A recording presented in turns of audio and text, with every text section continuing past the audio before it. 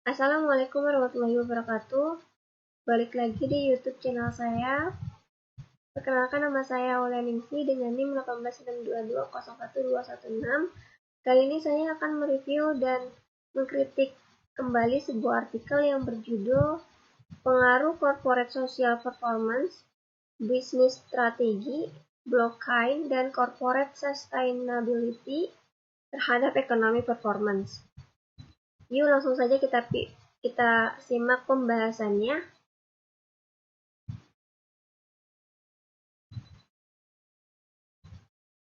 Poin pertama, apakah yang menjadi motivasi atau isu, research gap, atau fenomena yang sedang terjadi sehingga memicu penelitian ini dilakukan? Yang pertama, motivasi atau isu. Dalam era perekonomian pasar seperti sekarang ini, persaingan bisnis di Indonesia telah mengalami kemajuan yang sangat pesat. Dengan bertambahnya jumlah perusahaan dalam negeri maupun perusahaan luar negeri yang membuat persaingan dalam dunia bisnis sangat ketat.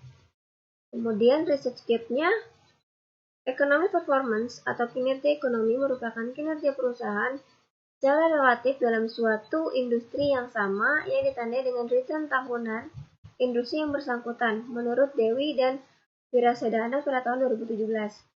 Kemudian fenomenanya, dibentuknya masyarakat ekonomi ASEAN merupakan tonggak bagi penerapan liberalisasi ASEAN sebagai pasar dan basis produksi tunggal, menurut Yusman pada tahun 2016, yang bertujuan untuk meningkatkan stabilitas perekonomian di kawasan ASEAN, menurut Delarasi pada tahun 2018. Kritiknya, tidak ada kritik untuk poin ini, penulis sudah cukup menjelaskan motivasi atau isu penelitian, research gap, dan fenomena dengan baik. Poin 2. Jelaskan artikel-artikel utama dalam penelitian ini.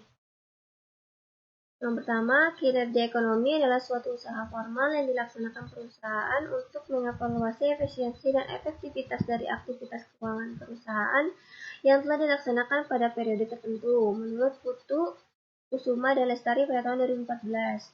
Kemudian, corporate social performance adalah konfigurasi atau susunan strategi bisnis atas prinsip tanggung jawab sosial, proses dari respons sosial, kebijakan, program, dan outcome lain yang dapat diobservasi berkaitan dengan hubungan sosial perusahaan, menurut Wood pada tahun 1991.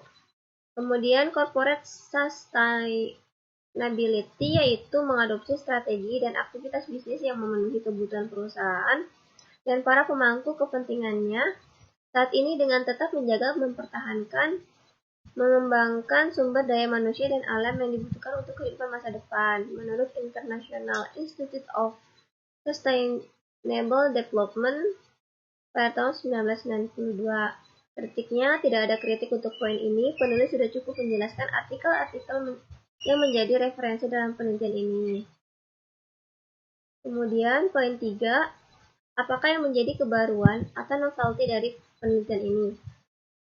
Adanya sebuah hubungan antara corporate social performance pada kinerja yang apabila perusahaan telah mengungkapkan corporate social performance dalam laporan tahunan perusahaan atau media informasi yang akan diterima perusahaan, yaitu membuat citra perusahaan baik di hadapan investor. Apabila perusahaan belum menerapkan sistem teknologi blockchain, maka akan menurunkan integritas laporan keuangan dan menurunkan kepercayaan investor untuk menanamkan modalnya di perusahaan. Kritiknya, peneliti sudah cukup menjelaskan secara jelas novelty penelitiannya. Kemudian, poin keempat, apa research question atau perumusan masalah dari penelitian ini? Yang pertama, apakah corporate social performance berpengaruh terhadap ekonomi performance? 2. Apakah bisnis strategi berpengaruh terhadap ekonomi performance? 3. Apakah blockchain berpengaruh terhadap ekonomi performance? 4. Apakah corporate sustainability berpengaruh terhadap ekonomi performance? Kritiknya, tidak ada kritik, peneliti sudah cukup jelas untuk menjelaskan perumusan masalah tentang penelitian ini yang dapat membantu pembaca mengetahui perumusan masalah penelitian ini. Kemudian poin 5, apakah tujuan dari penelitian ini? Yang pertama, untuk mengetahui pengaruh corporate social performance terhadap ekonomi performance. 2. Untuk mengetahui pengaruh bisnis strategi terhadap ekonomi performance. 3. Untuk mengetahui pengaruh blockchain terhadap ekonomi performance. 4. Untuk mengetahui corporate sustainability terhadap ekonomi performance. Kritiknya, peneliti mengkonsep secara implisit tujuan penelitiannya. Dalam hipotesis penelitian, seharusnya antara tujuan dan hipotesis dibuat dalam bagian yang terpisah atau yang berbeda. Poin 6. Apakah kontribusi untuk penelitian ini? Dalam studi ini, peneliti fokus menjelaskan hubungan corporate social performance, bisnis strategi, blockchain, dan corporate sustainability terhadap ekonomi performance. Peneliti juga membandingkan hasil penelitiannya dengan peneliti sebelumnya bahwa variabel bisnis strategi berpengaruh positif dan corporate social performance, blockchain, dan corporate sustainability tidak berpengaruh.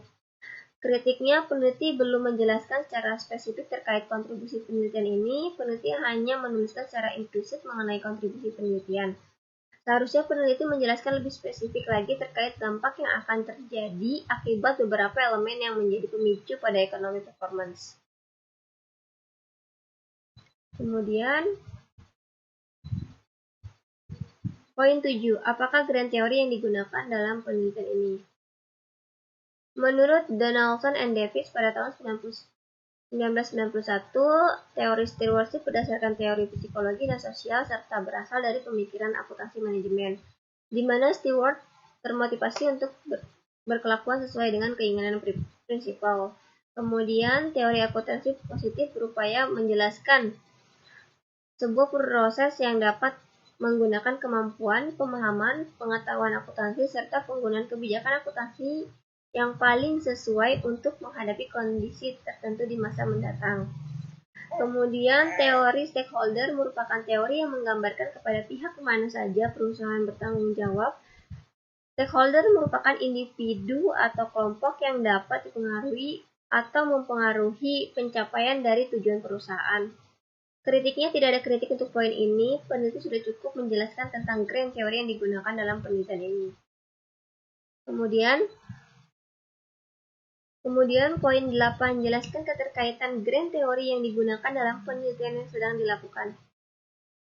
Hubungan teori dalam penelitian ini pada ekonomi performance yaitu manajer tidak termotivasi oleh tujuan individu, melainkan pada sasaran utama hasil mereka untuk kepentingan organisasi dan mengedepankan kepentingan organisasi lebih efektif, efisien, menempatkan kepentingan jangka panjang perusahaan di atas kepentingan pribadinya.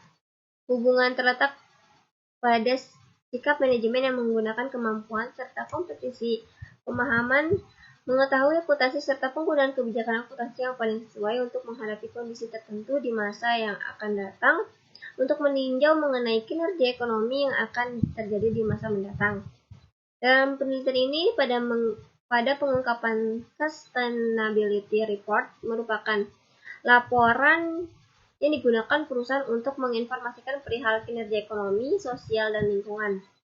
Dengan pengungkapan ini diharapkan perusahaan mampu memenuhi kebutuhan informasi keuangan dan non-keuangan perusahaan yang dibutuhkan oleh para stakeholder.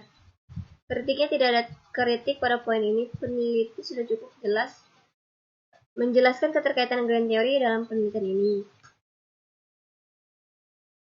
Kemudian poin 9, buatlah gambar kerangka konseptual, di mana ekonomi performance sebagai variabel Y, kemudian corporate social performance sebagai X1, bisnis strategi sebagai X2, blockchain sebagai variabel X3, kemudian corporate sustainability sebagai variabel X4. Kritiknya, peneliti tidak menggambarkan kerangka konseptual.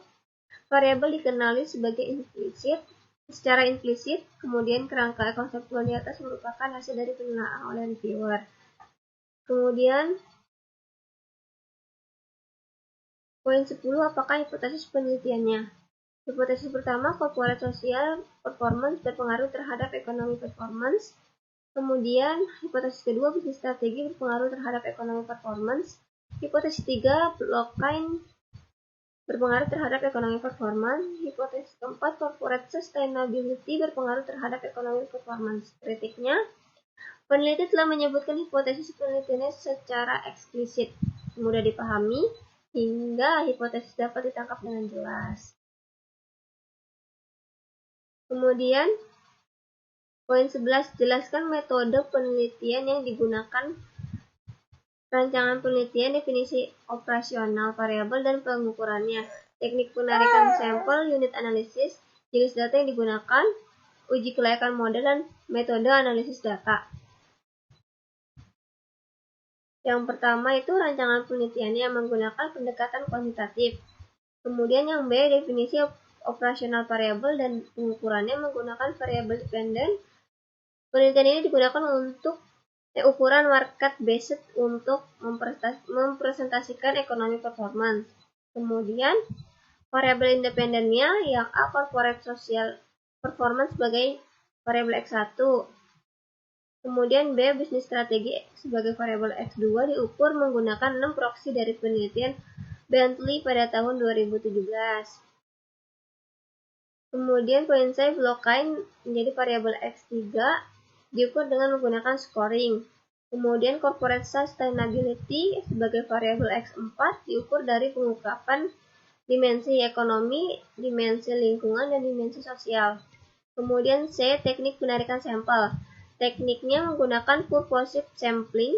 Dari hasil pemilihan sampel dengan menggunakan purposive sampling, terpilih 17 perusahaan manufaktur yang mempengaruhi kriteria dari total populasi sebanyak 85 perusahaan yang terdaftar di Bursa Efek Indonesia pada periode 2014 sampai dengan 2018. Kritiknya ini tidak ada kritik untuk poin ini. Peneliti sudah menjelaskan penarikan sampel secara eksplisit. Kemudian poin 11, D, unit analisis. Analisis data dilakukan menggunakan regresi data panel dengan bantuan software eViewer versi 9.0.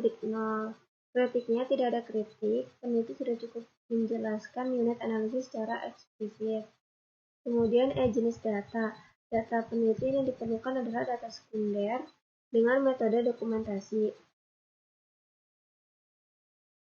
Data didapat dari semua catatan dan dokumen perusahaan serta laporan keuangan melalui website www.idx.co.id. Kritiknya tidak ada, peneliti sudah cukup jelas menjelaskan unit analisis secara eksplisit. Kemudian F, uji kelayakan model. Uji kelayakan model dalam penelitian ini menggunakan uji F dengan H0 sama dengan model tidak fit dan H A sama dengan model fit. Kritiknya tidak ada, peneliti sudah cukup menjelaskan uji kelayakan modelnya secara eksplisit. Kemudian G, metode analisis data. Metode analisis data yang digunakan adalah metode analisis regresi data panel dengan beberapa indikator penilaian diantaranya yaitu analisis statistik deskriptif, kemudian model regresi data panel, uji asumsi klasik, dan uji hipotesis. Kritiknya tidak ada, peneliti sudah cukup jelas menjelaskan metode analisis standar dan data secara eksplisit. Kemudian poin 12, jelaskan persamaan regresi yang digunakan untuk pengujian hipotesis penelitian ini. Ini data lampir persamaan regresinya. Kritiknya tidak ada, peneliti sudah cukup jelas menampilkan persamaan regresi dalam penelitian ini. Kemudian poin 13, jelaskan pembahasan hasil penelitian. Statistik deskriptif, hasil uji kelayakan model, hasil uji hipotesis. Yang pertama ini statistik deskriptif. Kritiknya tidak ada kritik, peneliti sudah cukup jelas menampilkan hasil penelitiannya. Kemudian jelaskan pembahasan hasil penelitian, statistik deskriptif, hasil uji kelayakan model, hasil uji hipotesisnya.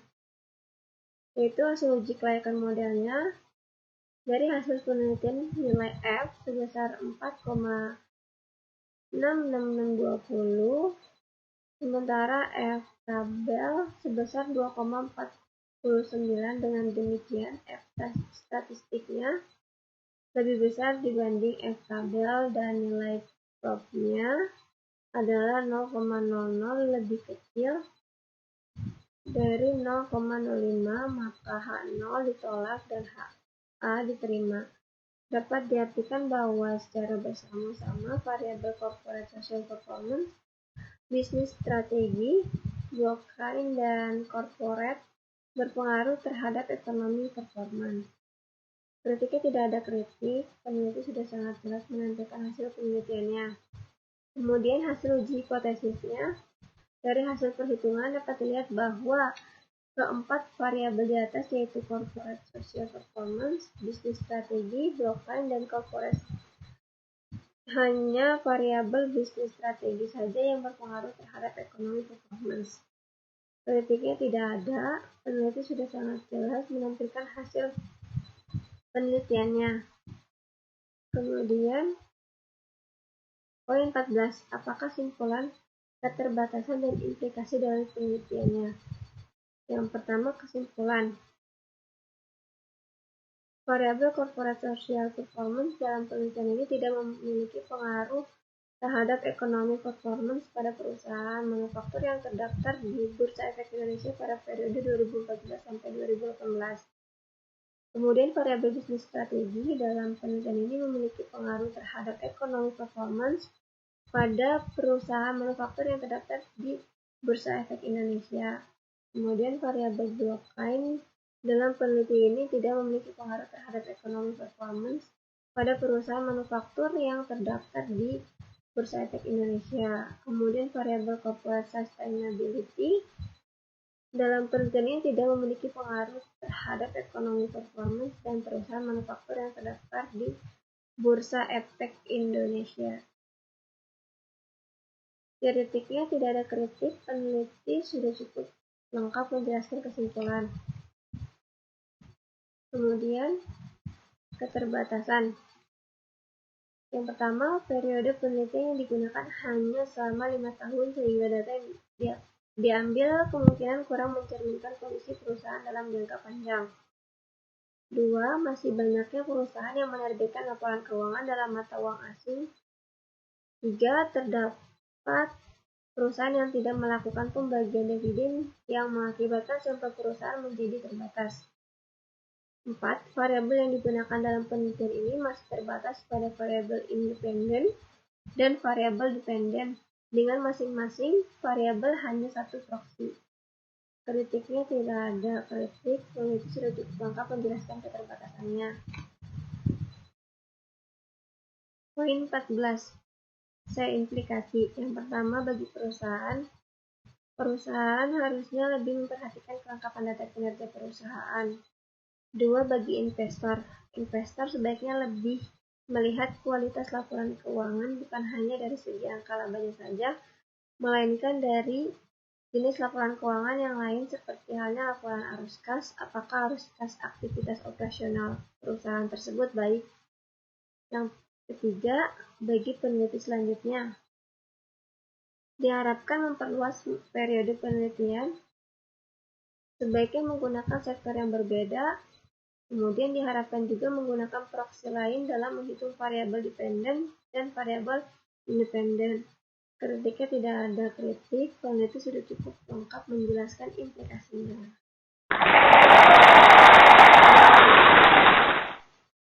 Sekian video pembahasan dari saya.